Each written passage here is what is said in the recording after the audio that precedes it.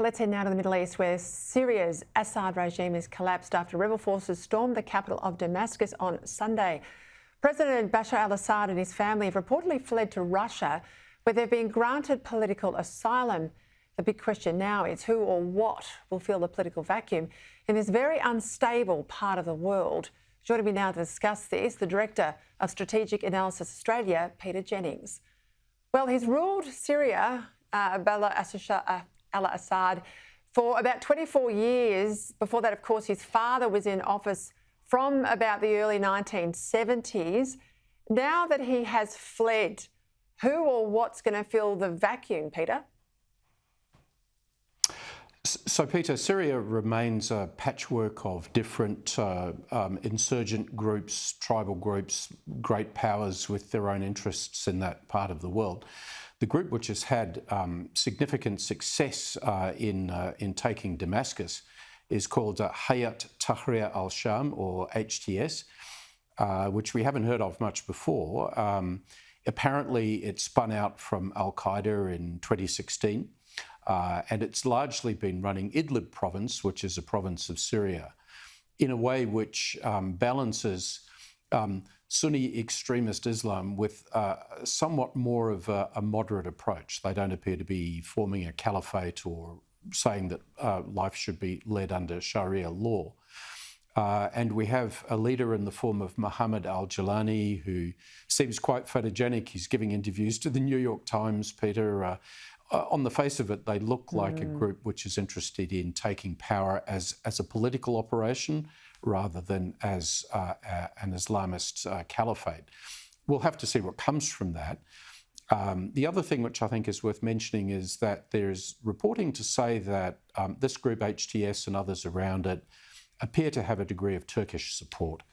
And I think that's interesting because Turkey occupies a long northern border with Syria. It's been fighting for decades Kurdish elements on that border, both north and south of the border. Turkey has a pressing interest in who runs Syria. So it's a welcome change. Al-Assad was a butcher, but I don't think we can assume at this point that the HTS group that's taken over is necessarily going to be better, just different. I think that's where we should start viewing their behaviour, and we'll see what happens from here.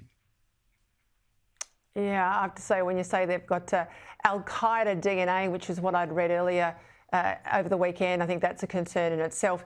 Talk to me about the Kurds. I suspect there's going to be trouble there, and there's been obviously decades and decades of difficulty. And we know through that corridor from Turkey, there was a lot of movements of Westerners, radicalised Westerners, into Islamic State. What about Iran in all of this as well? So Iran continues to lose badly in 2024. It's had its proxy forces decimated both in Gaza and in Lebanon. And Hezbollah, which has a military presence in Syria, gave up the fight before they actually had to encounter HTS. This is bad news for Iran's strategy to try and strangle Israel by relying on proxy forces like Hezbollah. So a big setback for them, and a big setback for Russia. It seems like the Russians may have cut a deal, whether it's permanent or temporary, we don't know. They didn't fight the HTS group, but they're keeping their airbase and their maritime port, at least for the moment, or maybe they're just planning a more orderly withdrawal. But the countries that benefit, I think, so far we can say is Israel, potentially the United States. The countries that are losing is Iran and Russia. And the poor old people of Syria, they lose because they've traded one nasty regime potentially for another.